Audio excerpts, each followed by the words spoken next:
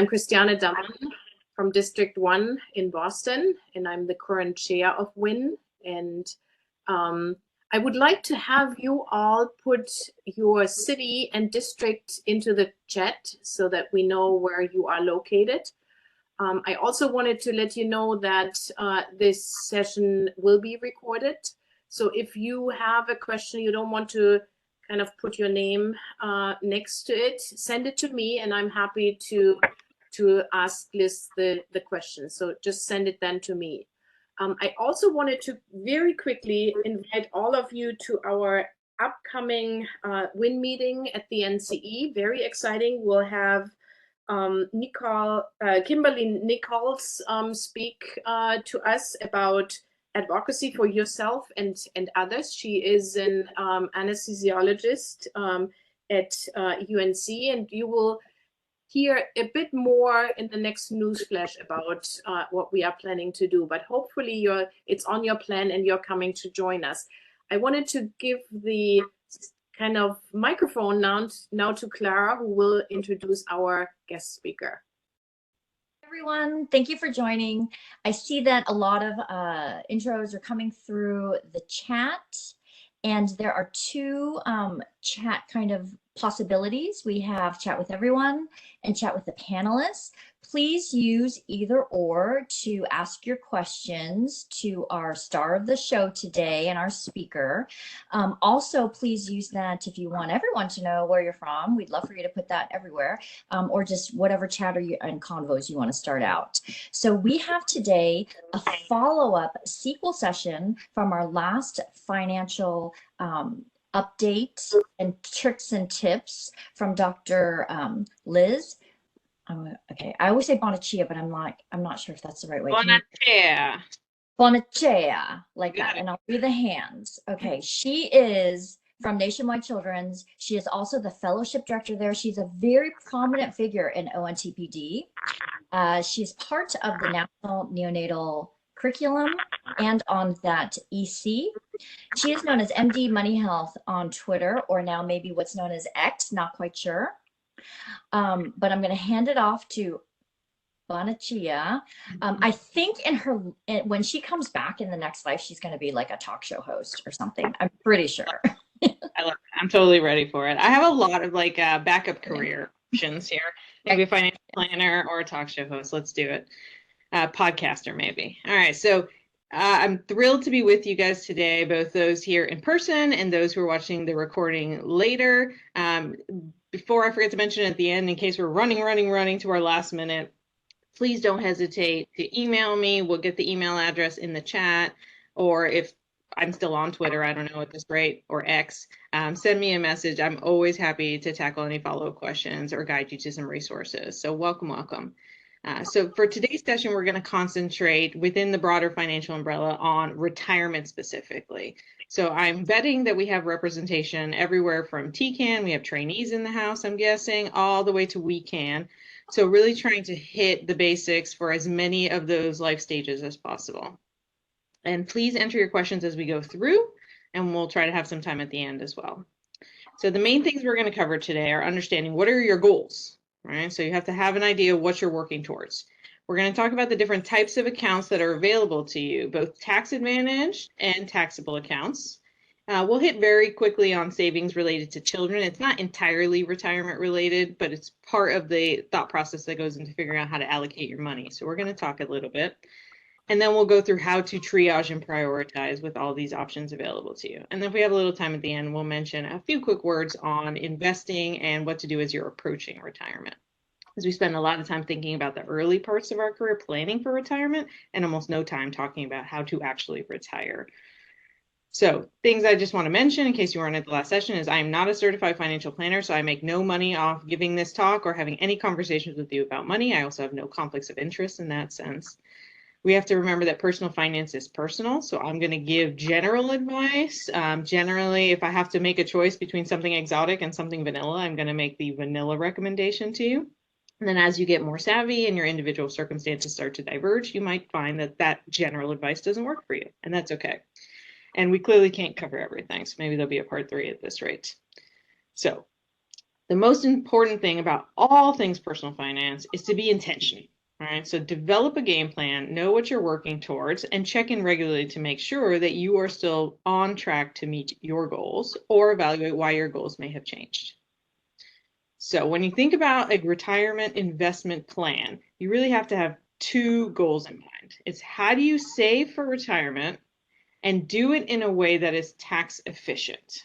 So you're getting the most out of the money that you're putting away. And as you begin to withdraw the money in retirement, you're also doing that in a tax efficient manner. So I don't have to tell you that relative to the average American, you are at a disadvantage thanks to the magic of compound interest because you have started your earnings career late. And many, if not most, are starting very, very negative, negative six figures for the win. So step one, this will be a little bit of a review for anybody who saw the first session, and that's goal setting. So let's pretend that you have no assets and no debts. So this is probably an optimistic starting point. And you have an income of around $200,000 for the math to be good. And you think, well, I think 50,000 of savings and 150,000 of spending of my take-home pay probably seems intuitively right. And I think I want to spend about 150,000 in retirement too, because while I'll have expenses that have gone away, like my daycare costs, hopefully my mortgage is gone, I actually just want to repurpose all of that into joyful spending, like traveling or having a second apartment near where my kids wind up. So let's just call it even. Same spending now as later. Well, if you plug that into my good old friend, the Networthify early retirement calculator, you'll find that if you try to save 25% of your take-home pay, you can expect to work for 32 years. So some people may look at that and be like, well, that sounds pretty good. Some of you will look at that and say, that does not sound awesome. I would like to do better than that. So you and anyone you share with your financial life with have to come together to look at these types of calculations to figure out how much you have to save to meet the goals that your family is setting. Remember the magic of compound interest. This is where your money is making money. And you don't have to be able to see all these small numbers, but in this 30-year career, which you can see at the first star, is it takes about 13 years to go from nothing to $1 million. But then it only takes about 7 years to go from 1 million to 2 million. And it only takes a few more years after that to get to 3 million. And so starting early and aggressively allows you to coast much earlier in your career. And when you get to the point where your money makes as much in interest every year as you spend, you're financially independent, and should you choose, you can retire. So maybe the 25% savings rate worked for you. Maybe you want to retire early. So you run the numbers and you say, well, if I save 50% of what I make, I can retire in 17 years. And maybe that sounds glorious to you. Maybe you're like, that sounds bananas. I won't even be 50. The point is, you have to run the numbers for yourself. So remember, compound interest is really important. Unfortunately, remember that when it comes to your student loans, compound interest is working in the opposite direction. Okay, so now it's a snowball that's rolling down the hill to crush you. So having a good plan to either pay off your student loans or go the PSLF route is critical. Okay, and we've all seen those examples of Debbie saves a little bit right from the beginning every year very diligently and then stops. And she annihilates Pam, who waits 10 years to start but saves a ton more. All right, so you've got to start early. And just as a little bit of motivation, if you were able to save $1 million in your first 10 years in a 10, even if you never saved another penny, by the time you reached a typical retirement age, you'd have $4 million. So food for thought. All right, so once you have a goal amount in mind, now step 2 is figure out what are the accounts that are available to you. How do I prioritize which ones have the most advantages versus disadvantages? And then plug in how much you need to contribute to each of those in sequence until you've reached your savings goal. All right, so here are 2 completely random examples. Let's say you're trying to get to an annual savings goal of $50,000. Well, the person on the left-hand example is going to put the annual current maximum, which is $22,500, into their 403B, which if you have a 401k, same, so I'll get there in a second. They also have access to an account called a 457, which is a separate $22,500 limit. And then they're going to max out a backdoor Roth, and they're going to max out a single person's health savings account. And that gets them to that 50,000 limit. And now they know that they can automate all of that and they never have to think about this again. Whatever lands in the checking account is theirs for their living expenses.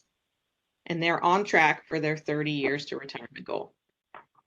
The example on the other side is just somebody who's married. So they're going to max out the 403B, they're going to max out their spouse's 401k, they're each going to do a backdoor Roth, and they've gotten to their number. All right, so if none of that made any sense, let's break down what all of these accounts are. So basic types of accounts we're going to cover today are employer-sponsored accounts, and they're the ones that are number, 401k, 403b, 457. We're going to talk about IRAs or individual retirement accounts. And then we'll mention health savings accounts. Again, not technically a retirement account, but frequently used as one. So in terms of the types of retirement accounts, the two most important things to understand are the differences between employer-sponsored and individual accounts, as well as this concept of traditional versus Roth that I'll break down for you. So first, employer-sponsored accounts. They are what they sound like. They are made available to you by your employer, and there is actually a way to do this if you are self-employed. The employer may or may not contribute towards your retirement in the form of a match. They don't have to, but they can have that option. And there are limits both for what you as an individual can contribute and to what you and your employer together can contribute. All the different numbers that start with 4 are accounts that are provided by your employer, and they all have fairly similar premises. So again, the first 4, as you can see, are provided by your employer, and there's an account called a solo 401k, which is for self-employment income. So if you are somebody with a side hustle or with an ambition to someday develop a side hustle, then you want to learn about solo 401ks. So the 401k and the 403b function essentially the same. 403bs are typically used either by healthcare or educational institutions. And these are accounts that are set up by your employer. They decide which investment companies to partner with. They may offer you either one company to work with or a few companies to work with. And for any company or companies that they offer you, they will also have a preset menu of investment choices. So you don't have literally every option available to you. You have a subset. Employees can then decide whether they want to participate, and if they do want to participate, how much of their own money they want to contribute towards that account, either in the form of flat dollar amounts or percentages of income. As of today, the maximum an employee can contribute to one of these accounts is $22,500. That amount advances with inflation over time. There is also an option if you have reached an age of awesomeness, 50 or more, to add extra to that account. Those are called catch-up contributions. So you can go up to $30,000 a year for the we can set. It used to be you had to opt into this. The law has now changed to where these accounts are going to be basically opt out. So you'll be signed up by your employer unless you choose to opt out. The employer can contribute matching funds, and there are a million ways they can do that. I'll show you some examples. There are no limits to how many 401ks or 403bs you can be using at one time as an individual. Say you have 2 hospital systems that employ you, but you cannot double dip. So if you have a 403b at Nationwide Children's and a 403b at Ohio State, my maximum combination between the two is $22,500. Okay. Generally speaking, having 2 403bs at the same time makes no sense unless there's some sort of complicated match option where putting a little here and a little there is advantageous to you. Because these 2 employers are not talking to each other, so you become solely responsible for making sure you don't over contribute beyond that legal limit. So matching. So a lot of jobs don't match at all, and feel free to complain or brag in the chat if you want to tell us about your matching. So just within the city of Columbus, I'm aware of systems that have no match, someone that does a 10% match, one that does a sort of tit for tat style match where they will give a 0.5% for every 1% that the employee contributes, but only up to 3%. So your match is functionally no more than 1.5%. And then I also know a local industrial company that has this very complicated algorithm, but it turns out to be a significant match. So up to 15 or 20% at time. You may have heard a 401A at your job. This is typically going to be used by government entities, which does include many academic university centers. This is typically styled as a mandatory contribution. And the reason why it can be a mandatory contribution is because usually when employers are using a 401A, it's in lieu of paying you Social Security. So you're not paying into the Social Security system, which means you don't get benefits, but you're forced into using the 401A. And there's typically a % contribution required of the employee and a % that's put in by the employer, just the same way that Social Security works, where you're putting in money and they're putting in money. So this account, the 401A, which again is mandatory if it's part of your job's HR arrangement, is totally separate from the 403B or a 401K if that's what you have access to. So you can double dip here. The 457 is the last of the employer-provided accounts. And this one is relatively rare in the lay field, but it's pretty common in academic medicine, again, typically for those governmental or university-affiliated jobs. This functions in many ways very similar to your 403B or 401K, but it's totally separate. Again, you can double dip here. The nice thing about a 457, if you have access to it, and it is governmental, which means it is protected, is that you can actually access this money as soon as you separate from the employer without a penalty. Normally, these retirement accounts, because of the tax protections, require you to reach an age approximately retirement age before you can take out the money without a penalty. The 457 is the exception for those that are planning an early retirement. As of right now, just like the 403B, you can contribute up to $22,500. So if you have access to both, you now have a combination of $45,000 that you can work with. If you have a non-governmental 457 at your employer, it does mean that if your employer was to go out of business, Enron style, that your funds are at risk.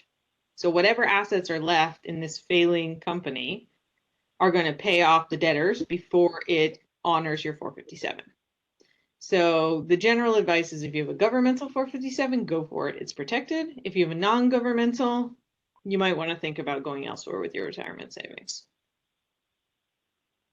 And then the last one that I wanted to mention is if you do have a side hustle or contract income separate from your W-2 income, you may be eligible to open a solo 401k. There are some rules around this. So if your side business has employees, then you are not eligible for this. That's why it's called solo. And in this arrangement, you are both the employer and the employee. So you can contribute up to 25% of your self-employment income up to a max of $66,000 as of 2023. And again, more once you're 50 or older. So most of us are not going to have side hustles that are turning out that kind of dollar figure. But if you do, you can see how this is a really large tax shelter potentially.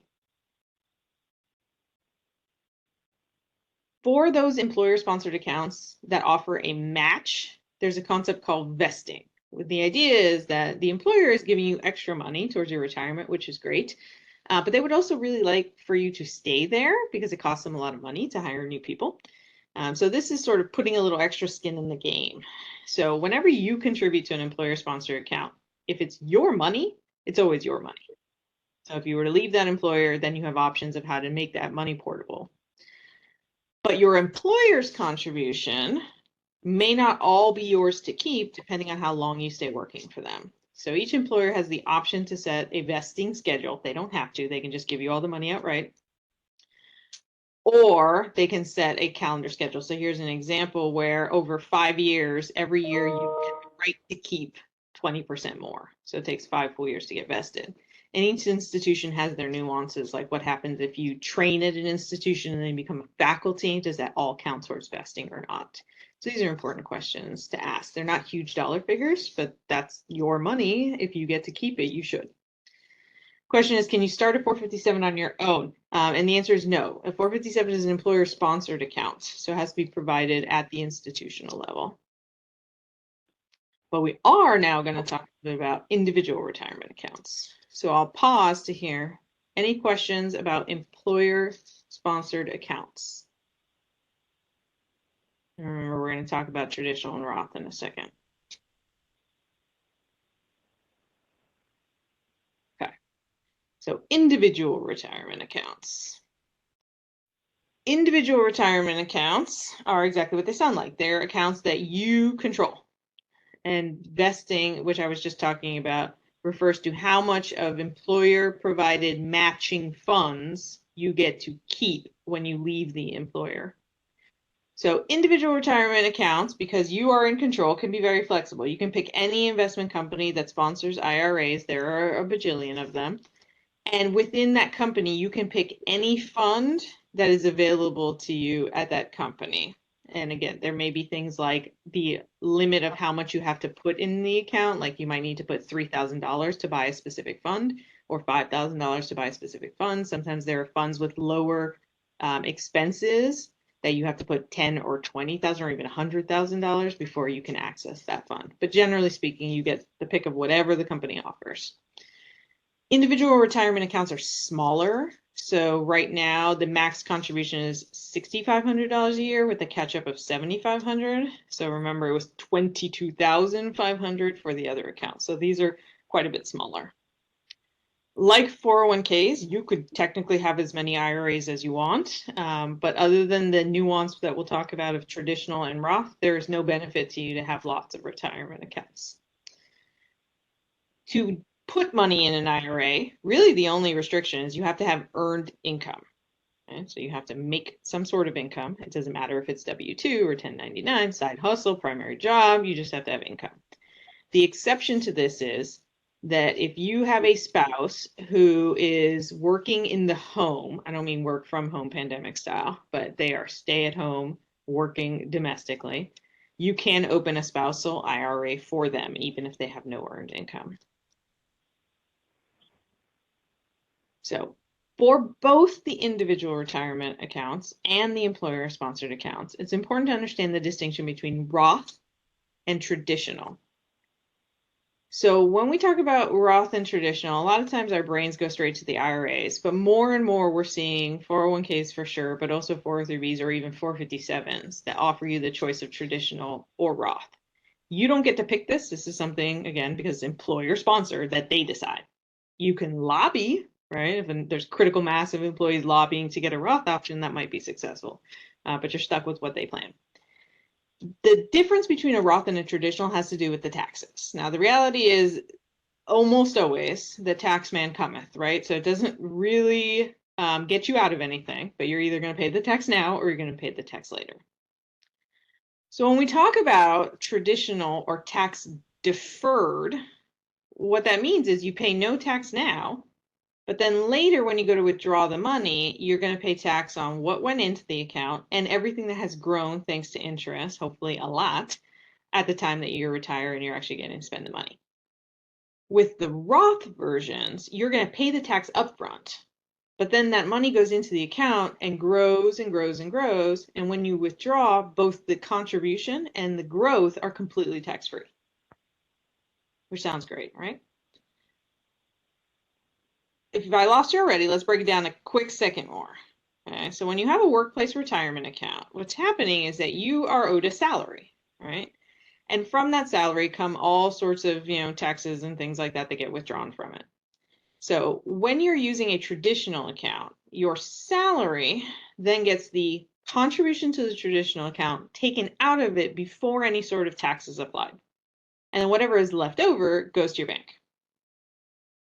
In a Roth, you have your salary figure, all the taxes are applied, and then what is left over can be contributed to the 403b up to the limit, and the rest can go into your bank account. When it comes to an IRA, starts similarly, ends differently. So in an IRA, there's no way to take the money out before the tax is applied. Right, because it's an individual account that has nothing to do with your employer. So this is how it works. If you're going to use a Roth IRA, you have your salary, tax gets applied to it, money hits your bank account. If you then want to put it in a Roth IRA, you drop it into your Roth IRA from your bank, and it will never be taxed again when you actually want to spend the money while it's growing in the account or when you take out the growth. If you wanted to contribute to a traditional IRA, that process is salary minus taxes equals money in your bank. That money in the bank is put into a traditional IRA, and then you theoretically would ask for a tax refund, because the whole point of using a traditional IRA is you do not pay taxes now. Eventually, then you would pay the taxes in retirement. Now that has a little asterisk, and I'll explain why in a second. So generally speaking, if you were in a high tax bracket now, you would want to use traditional if you think your tax bracket in retirement is going to be lower. Okay, because you want the tax break now and you want to pay the tax when your overall tax bill is lower. If you think you're in a low tax bracket now and your tax bracket will be really high during retirement, use the Roth. So when you are a trainee, you really want to prioritize that Roth IRA over everything except for perhaps traditional accounts that are employer sponsored that have a match. And I'll lay this all out for you in sequence. And the reason is that because when you are a trainee, you don't pay much in taxes because your salary stinks, let's be honest. You hopefully will spend much more lavishly in retirement. And there's this long interval period for most people where the account is growing. The other benefit of using a Roth as a trainee is that you can actually withdraw your contributions without penalty because they've already been taxed. So you can use a Roth IRA as a stealth emergency fund, particularly as a trainee when there's not a lot of surplus cash available to you. So overall tips, trainees should do Roth workplace accounts if there's one available to them. Attendings should generally use traditional workplace accounts with as much tax deferral as possible. And everyone should use a Roth IRA or backdoor Roth IRA. There are also some considerations where you may want to decrease your taxable income. The main group for whom this is relevant is somebody seeking public service loan forgiveness. So when you are on income-driven repayment for your student loans, the lower your taxable income, the lower your student loan payments. Now, that doesn't really help you if you'll eventually pay off your student loans, but if you've got the option of forgiveness, lowering that taxable income is critical. So just as a reminder, the other ways to lower your taxable income include tax-deferred retirement contributions like we talked about, flex spending accounts, or if you have a high deductible health plan, a health savings account. And at least from a state tax perspective, just FYI, 529 college savings plans may lower your state income taxes, but they do not lower your federal income tax. Therefore, they do not lower your student loan payments. All right, there's a lot of hot chat here about the backdoor Roth and salary cap. So here we go. The reason I put an asterisk next to traditional IRA is that to get a tax break for putting money in a traditional IRA, you have to meet an income threshold that essentially all attending physicians are going to exceed. Okay, so remember I told you the process is you pay your taxes, but then you ask for a tax refund. So you can look down in this table for 2023 and look tax filing status of single folks, and then take a look at married folks. And I would hope that all attendings are going to clear this easily, which means that there is no incentive for a physician to put money in a traditional IRA. I have to say that twice because if you just Google what do I do with like my old retirement accounts, they're going to tell you roll to a traditional IRA. Do not use traditional IRAs. But as folks are pointing out in the chat, wait a minute, there's also income limits for Roth IRAs. They're a little bit more generous, but hopefully most physicians don't actually meet this limit too. So here's where the backdoor Roth IRA conversion is. If you are a weekender who actually understands what this joke means, if there's no need to fear, you can say something in the chat for all the kids who don't know what I'm talking about. The youngins. So the backdoor Roth IRA conversion is a loophole that allows higher income earners to use a backdoor Roth IRA. I can tell you all about the foolishness of tax law if you're interested in this, but basically what happens is every Congress just glues new rules and loopholes into the existing tax law. So the backdoor Roth IRA is one of these loopholes. It will take an act of Congress to remove it. There were several discussions about closing this loophole that were completely unsuccessful, even with double Democratic coverage of the Congress. So I don't really see this likely to go away anytime soon. So how does it work? The way a backdoor Roth IRA conversion is you get your salary. It gets taxed. You contribute that already taxed money to the traditional IRA. Then, as soon as the money clears your bank and lands in your traditional IRA, you immediately convert it to a Roth IRA. Whenever you convert traditional IRAs to Roth IRAs, you pay taxes. But because you already paid tax on the money that went into the traditional IRA, the only tax left for you to pay would be on any money gained by the time of conversion. And because you're going to do this immediately, 1 day, 2 days, 3 days later, the only gains should be pennies, which means you owe no tax. And so if you either had an accountant say, this isn't real, this is a scam, or you've never heard of this and you're thinking about doing it, just Google backdoor Roth IRA. There are 2 different physician bloggers that have step-by-step tutorials that show you how to do this on like different companies as far as actually moving the money. And there's a tax form that has to be filled out called the 8606, and they have literal line-by-line tutorials to make sure you or your accountant have filled this out correctly. Very important, when you do the conversion, it will ask if you would like the brokerage company to withhold part of that money to offset your tax liability. Do not do that. Because number 1, you have no tax liability. And number 2, it's actually going to constitute as an early withdrawal. So you don't want that. Okay, so I think we just talked about the backdoor. Does it have a salary cap? Yes, intended to be above the cap. I just went over that. Okay, so then this qualifier is, can you move a 401k to a backdoor Roth IRA? And the answer is yes. So a couple of caveats and tips. 1, when do you backdoor a Roth IRA? You may have to do it as a trainee if you have a spouse that has a high salary. So you may already be over the limit. If you are in the last year of training, where you will be half a trainee and half an attending, and especially if you have a spouse that's adding more income to the pile, you may exceed the Roth limit for that calendar year. So you may need to backdoor Roth IRA in your last year of training. And then almost certainly for every year after that as an attending, unless at some point you're doing part-time work. When you have graduated, you have several options for what to do with your residency or fellowship accounts. Because you are half a trainee and half an attending, your tax bracket that year is lower than it is likely to be at any point as an attending.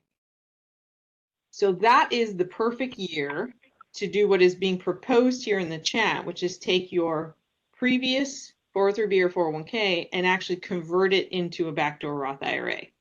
That is allowed, but that is a taxable event. Because think about it, what are we doing? We're taking a never taxed before traditional account. We're going to roll it into a traditional IRA, still having never paid taxes on it. And then we're going to convert it to a Roth. So remember, I told you at that point, you owe tax on the contribution and any growth. So the full balance of the account would be taxed at that point. It's taxed at your regular tax rate, so whatever your marginal tax rate for that year is, it's taxed just like regular income. But because you make less that year than you will in the future, and because you will have 20 or 30 years before you retire, and that's a long time to benefit from the tax-free growth in a Roth IRA, that's actually a really smart money move. You just need to make sure you have enough money to pay that tax bill come the following April. And so if you think about it, typically a resident or a fellow account, we're talking about somewhere between $10,000 to $20,000 maybe more if it was a great stock market or less if it was a bad one. So even if you just very simplistically say roughly a quarter of that may be owed in taxes, we're talking about somewhere in the ballpark of $5,000. So it's not a tiny sum of money, but it's very doable for somebody who's now an attending and maybe got a sign-on bonus and things like that. Again, the most beneficial time to think about doing that is the year you graduate. So ponder this. If you are a trainee or a brand new attending, congratulations. Happy July. All right. Other tax advantage accounts to think about. You definitely can benefit if you have a high deductible health plan from using a health savings account. Now notice the order I said that. First, you have to decide what health plan makes sense for you and your family based on your health status. What conditions do you have? Typical expenditures, ER visits, medications, because we all know healthcare costs can be massive. So make that call for what's the right account for me. If the answer is a high deductible health plan, then you can open a health savings account. It can be opened through your employer. It can also be made available to you independent of your employer, but you have to have the high deductible plan. Some people will call this a stealth IRA or a triple threat, because there is a mechanism by which money that goes in an HSA could never be taxed. How does that work? Well, you can put the HSA money in through your employer pre-tax, so traditional, just like your 403B. And if you spend it on healthcare expenses after the age of retirement, which could change for our lifetimes, so let's call it 65-ish, then you don't have to pay tax when you take the money out either. So it's the only true tax shelter that exists as of right now. Like the IRA, the dollar figures are relatively small compared to traditional 401ks. So if you are a single person, you can access a little under $4,000 right now, and as a family, $7,800. So if you have sufficient savings, you should try to pay your healthcare expenses out of pocket, even if you're putting money in the HSA, if you want the mathematically correct answer. One of the cool things about HSAs is you can actually request reimbursement for expenses at retirement age, irrespective of when the expense actually happened. So when I'm 65, I can dig out my old hospital bill for when I had my daughter, and I can ask to pull the equivalent amount of money out of my HSA, and it will be tax-free at that point. Please don't save like every $100 in contacts. That's like a complete nuisance and like super optimizer geek stuff. But like if you have major surgeries or admissions, save that. And then remember, you can also get some tax breaks by using flex spending accounts. If you have an HSA, you can only open a limited flex spending account for medical expenses. But if you do not have an HSA, say you have a non-high deductible plan, a PPO plan, then you have a much higher amount you can put in the flex spending. The downside of the flex spending for medical expenses is it's use it or lose it. So you cannot use it like a retirement account. And then remember, if you have children that are getting dependent care, you can get a tax break for that. So the question is asked, can you move an old Roth IRA, old 401k into a Roth IRA? You could, but the older it is, the higher the tax cost at the time of conversion, and the relatively less time you will benefit from the tax-free growth, right? Because presumably if you have an account from 20 years ago, you're a little bit deeper in the career. So you're gonna have to crunch the numbers to see if it still makes any sense for you. As far as the FSA, how can you decide if it's worth participating in? So if you are not in a high deductible health plan, you're gonna have to do a little scratch math on the FSA to figure out how much you should put in. Most people kind of go low, and then when they have a better sense of their expenses, then they can bump it up a little bit every year because it is use it or lose it. The use it or lose it has a few asterisks in that employers can let you have either several more months available to spend the money, or they can give you like a rollover into the next year. So there are some loopholes that your employer can decide to use or not use. But a lot counts, right? Contact lenses count, dental, orthodontic costs count. So spend a little time on the web Googling, FSA eligible expenses, HSA eligible expenses, and you'll find that it's probably a little bit more than you think. There is also something called the FSA store. Everything on that store, which is, kind of health related supplies, are FSA eligible expenses. So I guess worst case scenario, you can buy Band-Aids to last you the next 20 years rather than lose the money. Or if you have, a little clinic you want to donate stuff to, like, a medical student free run clinic, that's another way to not just completely lose the money. There's a random weirdness about the ways that FSAs work. Yes, glasses are covered. Yep. There's a random weirdness for trainees to be aware of, which is that you go paying the annual contribution to your FSA and HSA one paycheck at a time. but you're actually able to access that money, let's say it's an FSA, on January 1st. So what happens if you need to have surgery and you decide, oh, I've allocated $1,000 to my FSA, I'm going to spend it all on January 1st? Technically, the government says the employer can expect you to pay it back, but often employers don't because there is enough unused money in FSAs that it's kind of a nuisance.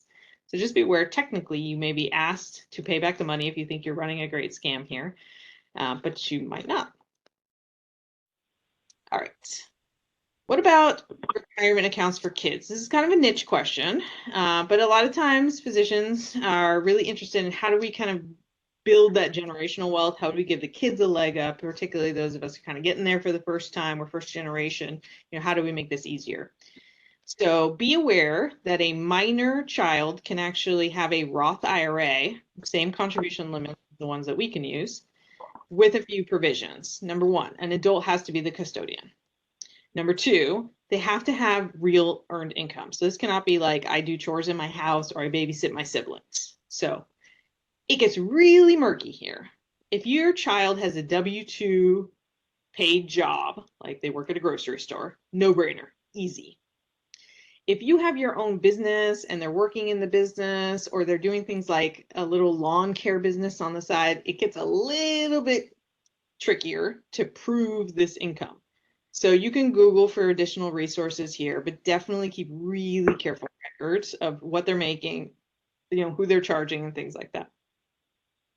One of the nice things is they don't actually have to put their earned income into the account. It just has to exist. So this is often called a parent match, where if they go work, let's say they make $1,000 over the summer, they can keep their $1,000 and you put your $1,000 into a Roth IRA for their benefit, which is nice. One of the things that you have to consider, though, is that the moment the minor reaches the age of majority, which is different from state by state, but let's figure 18 for the most part, that's their property. So if they want to go bananas with it, that's their right. So just keep that in mind. Once you've sort of gone through all of these tax advantaged options, either tax deferred or like the Roth IRA, tax now, tax free later, your next option, if you haven't reached your number of savings goal yet, is to go to taxable accounts, sometimes referred to as brokerage accounts. So this is money that has already been taxed by your employer. It's in your bank account, and you can invest it in any company, in any fund within those companies, but it is taxed in a completely different way than your income. Okay? So this is where you start hearing words like capital gains tax or dividends. And so there are still some advantages to using a taxable account, but it's not as protected as all the things we've talked about so far. And so generally speaking, you want to max out all those other tax advantage options, and then you start getting into this. And somebody said, is this money markets? That's one of the options, is using money market accounts. This could also be, you know, buying 100 shares of Apple. This could be investing in an index fund. But this is all completely separate from your status as an employee. Even in retirement, you can use taxable investing accounts.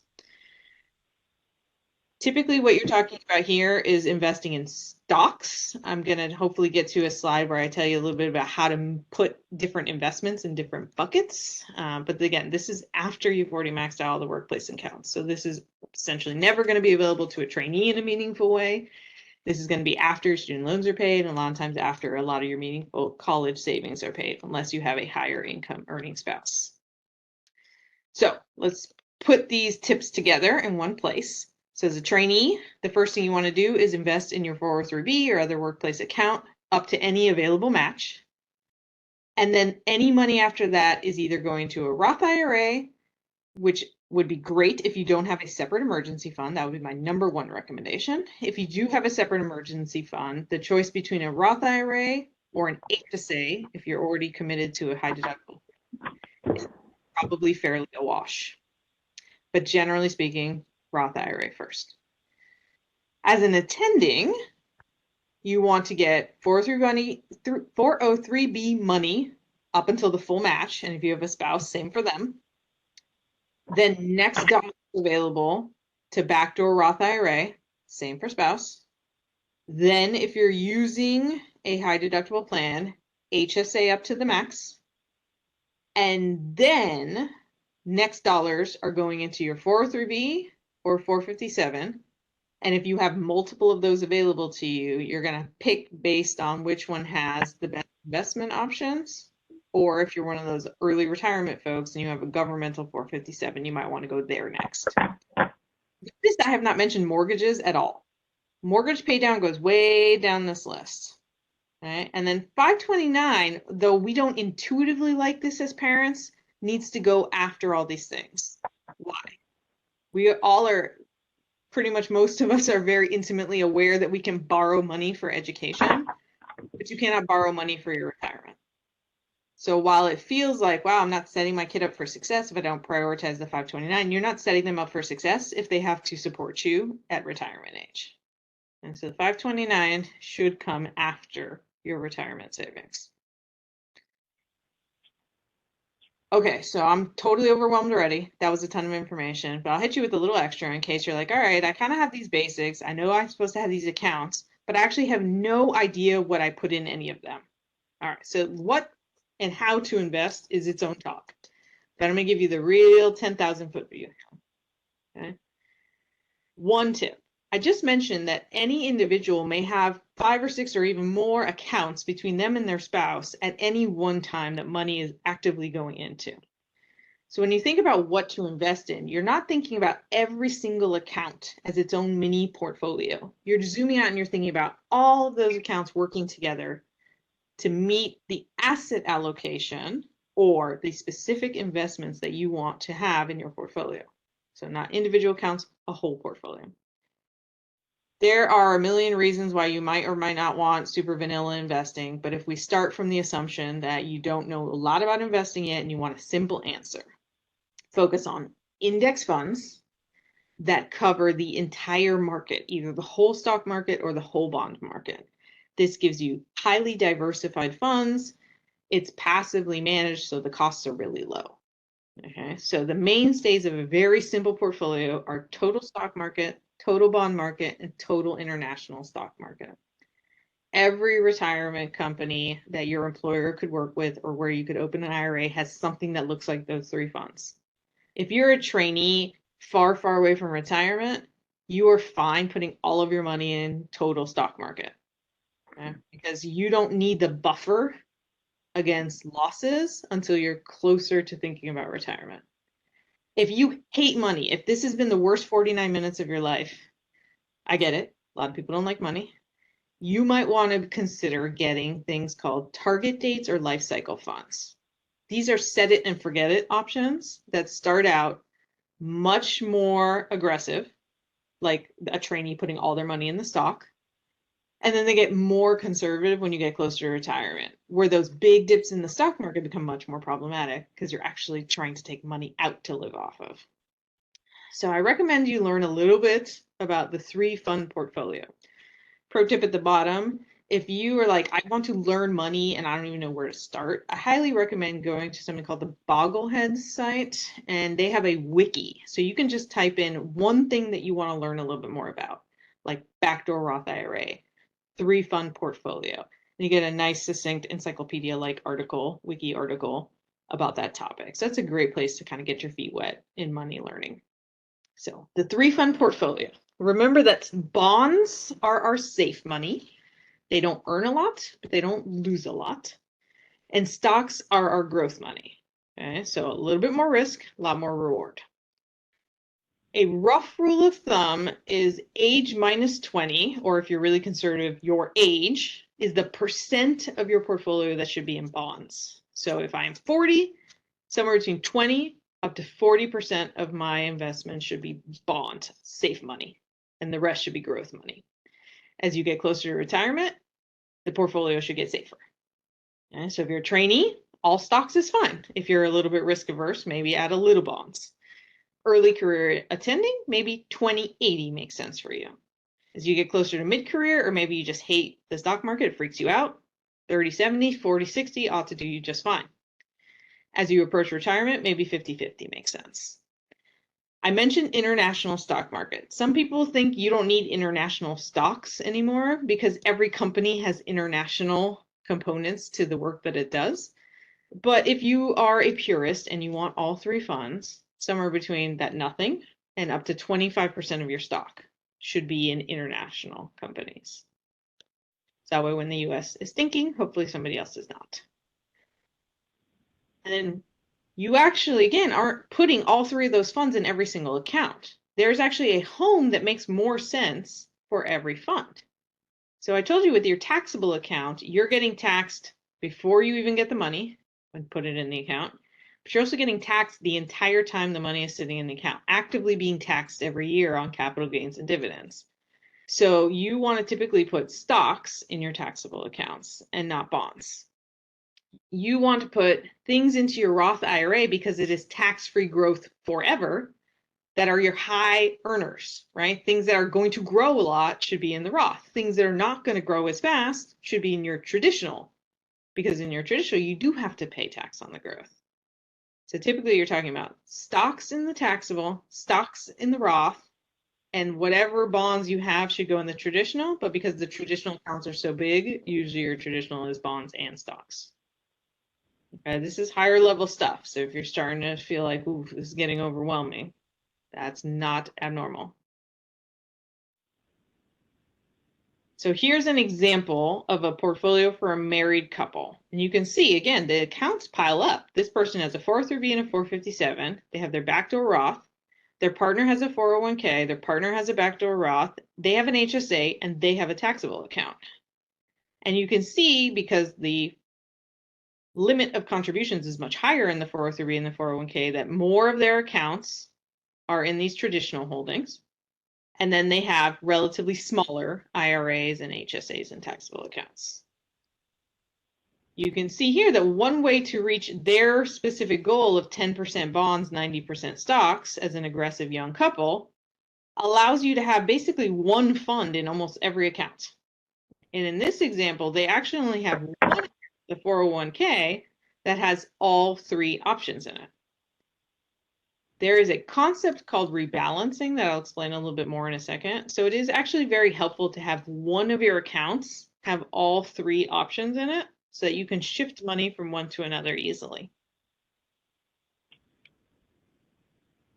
Generally speaking, be aware that you should make an investing plan and then try not to change it very much and try not to fall into rabbit holes of doggy coins or Doge coins and crypto and whatever is cool at the moment. And to fall in love with a house that's way above your budget to say, oh, I can withdraw money from my retirement accounts. Okay, so set your goals and write it down. So Google investment policy statement. This will remind you when the stock market is crashing and everyone's withdrawing all their money and panicking, or the new hot thing comes up, what are your plans? And hold to them. There are studies that have shown that the more often you look at your balance, the more stupid decisions you make. So don't look in there that often. Once you get everything set up, really it only requires a look-see like once a year for rebalancing. Rebalancing is when you have, let's say, a goal percentage of 80 stocks and 20 bonds, but your stocks are doing really, really well, and all of a sudden when you log in, you're 90-10. You're riskier than you want it to be. So you would sell a little bit of that high-performing stock and buy more bonds. And this is what you want. You want to sell winners and buy cheap options. You don't want to sell things when they're down because you lock in your losing of money. Okay, so this is just shifting. When you shift money in 403Bs and IRAs, that is not a taxable event. Okay, so that's where you want to do all your rebalancing. And again, anytime you get tempted, go back to the policy statement. I'm going to do just one last quick thing and then we'll get to some questions.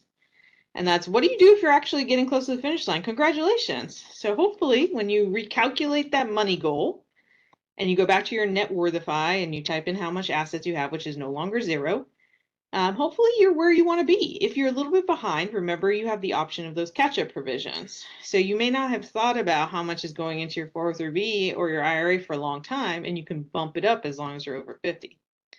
If you're actually ahead of the game, hey, guess what? Nobody's going to say this in a money talk, but you need to learn to spend money. Okay? So if you wait until retirement to figure out how to spend money after you've been scrimping and saving your whole life, you're going to be struggling. So if you realize that you're way in excess of your goals, think about where you can optimize your happiness by spending more money there. Okay? As you get really close to retirement, you want to build up 2 to 4 years of very safe money, straight up cash or cash equivalents, like a money market account, because that's what you want to live off of for those first few years in retirement, in case it just so happens that you retire today and you celebrate and you go on vacation and you come back and the stock market crashes. Because I told you, you don't want to sell investments when they're down if you can get away with not doing that. So that's why you want to build up that cash cushion. There's a concept for your tax advantaged accounts called required minimum distributions. These do not apply to the Roth IRA, but they do to everything else. So at some point, the government is going to force you to take out your money. Why? Because you never paid tax on it and they want their money. So that's what required minimum distributions are. So you got to know when they hit. The law keeps changing, but let's just call it in your 70s, and how much you have to withdraw every year. So the hard part in retirement is you have to learn a whole new language. You have to learn about withdrawal strategies. You have to figure out how much money can I take out of my retirement accounts every year to spend without risking running out of money. And then how do I do that in a way that lowers my tax bill? So this is something to go spend some time on the wiki in, the withdrawal strategies. So they may be something like, I can withdraw 3% of my account this year, and then every year I advance that 3% by inflation. So maybe I take a little more and a little more as inflation goes up. And the generally speaking best strategy, not for everybody, but generally speaking, is that you take a little bit of money out of each of those pockets, your taxable account, your tax deferred accounts, and your Roth account every year. So it smooths out your tax bill through retirement. So that way it's never very high. So there's a question way earlier up. I'm hoping that my tax bracket will be lower in retirement than it is when I'm working. And the answer is, we have no clue. I hope that you spend lavishly in retirement so that it will not be considerably lower. But the problem is that we can't predict what tax brackets will look like in the future. And we have been in historically lower than typical brackets. So it is likelihood that your tax bracket will be close, if not potentially higher in retirement than it is in the middle of your career. But you're entirely correct that we don't know that answer for sure. So when you're saying, oh, well, if Roth is good this scenario and taxable is good this scenario and traditional is good this scenario, the correct answer is probably to spread your money amongst all these options so you can balance out those risks. Okay, I'm going to see if we can tackle a question or two. Thanks all for hanging in. I know this is dense stuff. So there's some questions. So Liz? Yep, go ahead. Liz, there's some themes, and people are asking what the limits are for the different kinds of accounts if you work part-time. Yeah, so if you have both W-2 income and you have, self-employment income, those have limits that are higher than you think. Again, we're getting up closer to the $60,000 limits. So what you can't do is double dip your employee contributions. So remember I told you this, again, really dense, but if you have a solo 401k, you're putting employer dollars in because you are employing yourself, and you're putting your employee dollars in. So you can't double dip the employee dollars, but you can advance that by the employer contribution. Okay, so this is definitely something to look at closely. If you are using a solo 401k, for most people, this bumps you into I need an accountant territory, because you want to make sure that you're crossing all those T's and dotting those I's. But yeah, it is more than you would normally. It's more than 22,500, but it's not 22,500 plus 66,500. So you can qualify for a solo account if you're working part-time. If they are completely separate accounts, yes, like separate jobs. Okay, and there was an earlier discussion about if you had a 401k and you wanted to convert that to a backdoor IRA, then you have to pay taxes on what you had in the account. Do you also have to pay taxes on the gains that you made on the money that you put in originally? Yes. So that's why I said it makes much more sense to do this earlier in your career, because nobody wants to have 15 403Bs from all their various jobs at the end. So the earlier you do those conversions, the better, relative to when the money went into the account. So when you're a trainee, do your resident and fellowship money right away. As you go along in your career, it may or may not make sense to do it again. There was a question about the target date funds. If you die and your beneficiaries inherit those, can those be reset for their target date? Yeah. So estate planning has gotten even more complicated because it just changed a whole bunch of the rules. So it used to be that there were a lot of accounts that our beneficiaries could stretch, meaning they could take that money off their entire lifetimes. A lot of those plans, Roth IRAs exempted, are changed. So now beneficiaries who are not your spouse, so typically your children or other folks, have a fixed period of time that all the money needs to come out. So that's one thing to be aware of that may be different than maybe when you looked at this when you first became an attending, if you're a little bit deeper in your career. That's pretty new law change. I think that in our family, it's we just lost our mom, so I think it's 10 years we have to take. Yeah, if you just assume 10 years for most beneficiaries other than spouses is probably a safe bet. And there's rules about whether you have to take a little every year, or you can wait and take all of it in the 10th year, or you may just decide you want to empty it all at once. It's complicated, but keep 10 years in the back of your mind. Typically, the money where it was anyway. So like, let's say I have my 403B and I died, and let's say my daughter was an adult and she inherits it at that point, it actually goes into a separate account, which is an inherited IRA.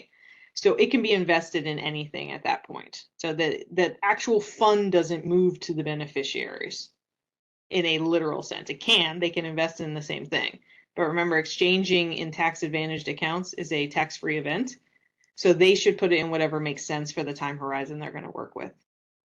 So there's an interesting question because of a talk I recently heard. So how do you suggest we should think about allocating saving between long-term goals to maximize tax benefits in retirement and midterm goals like buying a house or college saving? And the talk I just heard was from Joe Livingston, and it was about depreciating rental properties and how that can benefit your beneficiaries.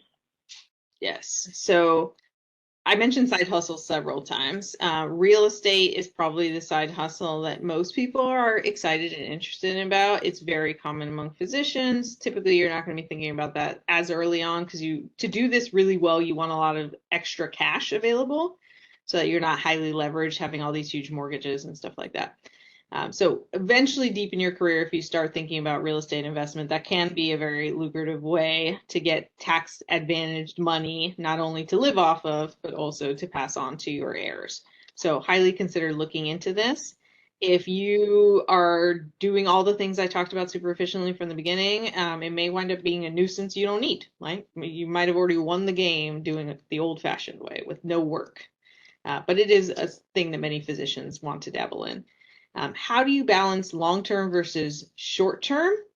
So I gave you some ideas of how you come up with a goal number, right? And if you don't like the idea of a 30-year career, you want a shorter career, you're going to have to be more aggressive, meaning you're going to have to sacrifice a little bit more of the short-term for that long-term goal. In the same way that if you decide, I want to take my first job in California, you're going to have to sacrifice more spending than if you're taking your first job in a low cost of living environment. So there are definitely trade-offs. What I would think about is not just dollars for retirement, but what I call working dollars. Okay, so working dollars can be dollars that are put into retirement accounts. They can be dollars that go into college saving. They can be dollars that go into buying a house, saving up a down payment.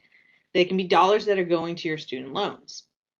But these are all dollars that are working to your financial advantage versus dollars that are for spending. Let me be clear, spending is really important too. I am not miserly in any way. I just was telling about a big vacation I just put a huge chunk of money down on. That's very important. But learning to live off a certain portion of your income kind of absorbs that idea that you might have a temporary short-term goal to save for. Okay. So the key to getting your long-term goals is your savings rate, because it's not just how fast you're accumulating all these assets, but it's also determining how much you are living off in terms of your expenses. So if you're not spending that money on shoes and the amount of your mortgage and buying cars, but you're saving it, regardless of whether you're saving it for short term or long term, you're learning to live off this fixed amount of money. Okay, so think about working dollars and non-working dollars. And you also shift all the time throughout your life when expenses change, right? So paying for daycare is wildly expensive. So you might say, well, my goal is to save $55,000 a year. I can't do that while I'm paying daycare. That's real life, absolutely.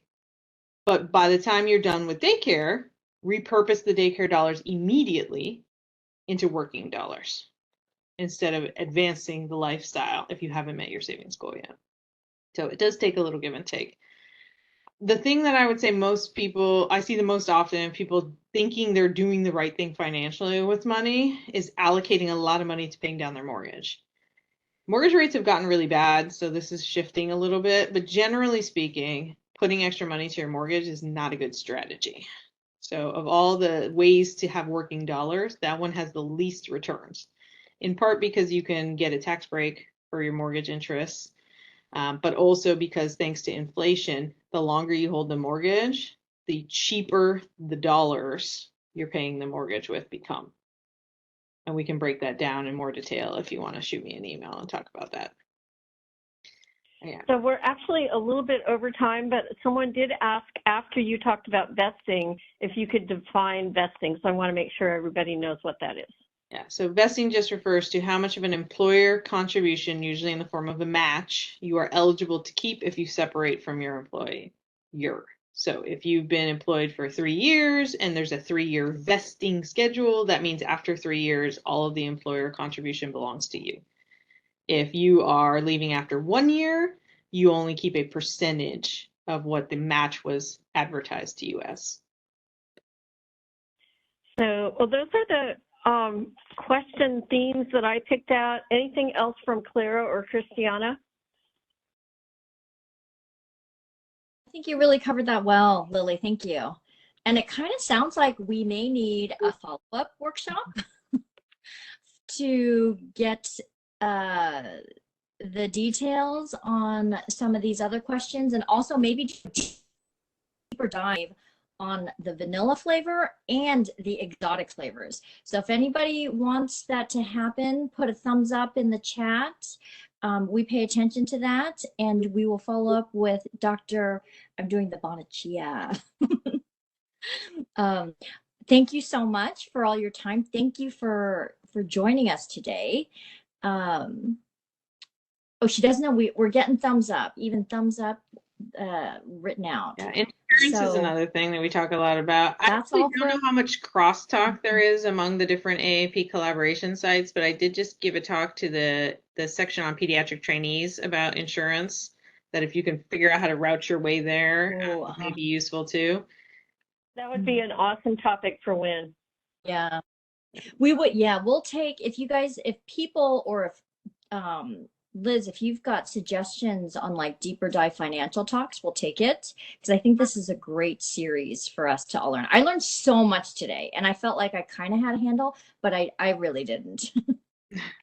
Thank you so much. Very complicated, and it changes through your whole career. So like, never feel bad if you're like, I just haven't ever heard of that, or I'm not sure how to work this. You know, there's questions about like, can you do it all yourself? You can, but just remember there is absolutely no shame in getting professional advice, because there's a lot to do and we're all super busy people.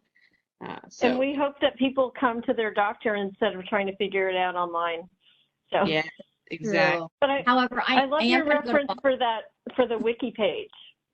Yep. Oh yes, Bogglehead's wiki page, and the 2 physician bloggers who will walk us through the backdoor Roth. I took notes. Yeah, and I'll drop a few comments in the chat for anybody who's still around. I know you won't be able to see this on the video, but just I'll say them out loud really fast. Just if you're looking for some advice, a few other places I recommend are, for those interested in public service loan forgiveness, there's a really nice Facebook group. And if you're a trainee and you're like, what's Facebook? Look it up.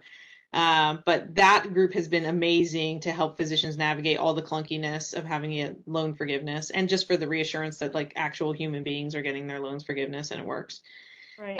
So Laura has a question about a professional advice that is in your interest, and a fiduciary has a professional obligation to make investments in the interests of their clients. Yes. So that's a whole, again, talk of like how to get good financial professional advice. But the TLDR for the kids is fiduciary. And just like a consultant, they better be able to explain it in a way that you understand. So if you have no idea what this person is doing with your money, you should not be working with this person. And then the last point is that it is hard for a financial advisor to generate enough value for you purely on an investment standpoint to make up for the drag caused by paying them 1% per year. So there's a way that financial advisors are frequently paid, which is basically a percentage of the money they're managing for you. So giving them 1% automatically removes 25% of all of your earnings. So when you compound that year after year after year, they're taking a huge chunk of your savings. So getting financial advice is great, just like I don't know everything in the NICU and I got consultants, but try to pay for fee-only advising whenever possible. So it's like going to a lawyer, you go, you get advice, they charge you, and you're done. And I guess if I get there the proportion that you put into your employer-sponsored also doesn't usually have a fee. Correct. And then just be wary of people who are financial advisors, but also are making commissions for selling you things. There's an inherent conflict of interest there. So typically I want my financial advice from my financial advisor. I want my disability insurance from my disability